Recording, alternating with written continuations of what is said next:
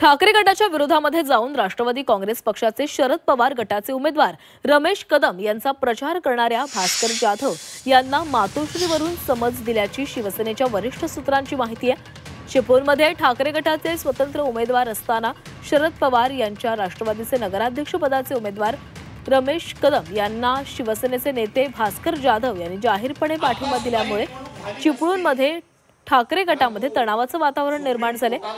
सचिव विनायक राऊत यांच्या दौऱ्यानंतरही भास्कर जाधव यांची नाराजी कायम असल्याचं चित्र आहे।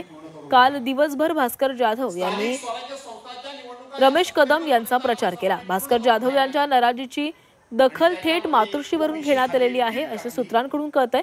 पक्षाला नुकसान होईल असं कृत्य न करण्याचा सल्ला देण्यात आलाय। सरकारने तेवढाच फक्त आधार घेतला आणि सप्टेंबर पर्यंत कोणत्याही निवडणुका होतील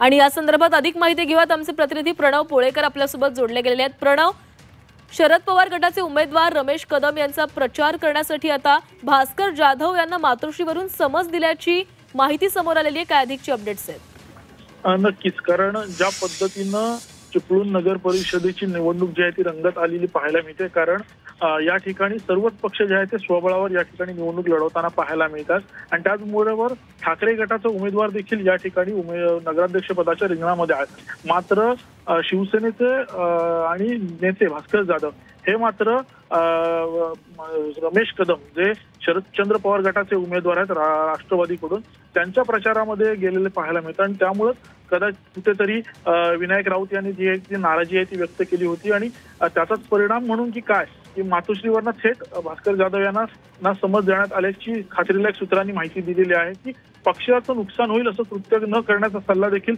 यावेळी त्यांना देण्यात आलेला आहे। त्यामुळे एकूणच परिस्थिती बघता की या याच्यामध्ये भास्कर जाधव कुठेतरी नाराज असल्याचं पाहायला मिळतं आणि त्याचबरोबर त्यातूनच आता मातोश्रीवरनं त्यांना समज आल्यामुळे नेमका आता भास्कर जाधव काय निर्णय घेतात हे देखील बघणं गरजेचं आहे। कारण ज्या पद्धतीनं ही निवडणूक जी आहे ती आता रंगवण्यात आली आहे, कारण या ठिकाणी उद्धव बाळासाहेब ठाकरे पक्षाचा उमेदवार देखील नगराध्यक्ष पदाच्या रिंगणामध्ये आहे आणि त्याचबरोबर त्यांचे नगरसेवक देखील याच्यामध्ये आहेत। मात्र भास्कर जाधव त्यांचा प्रचार न करता रमेश कदम जे शरदचंद्र पवार गटाचे उमेदवार आहेत त्यांचा प्रचार करताना दिसतात। त्यामुळे कुठे कधीतरी पक्षाने जी आहे ती नाराजी आहे या ठिकाणी व्यक्त केलेली आहे। नक्कीच, धन्यवाद प्रणव दिलेल्या सविस्तर माहितीसाठी।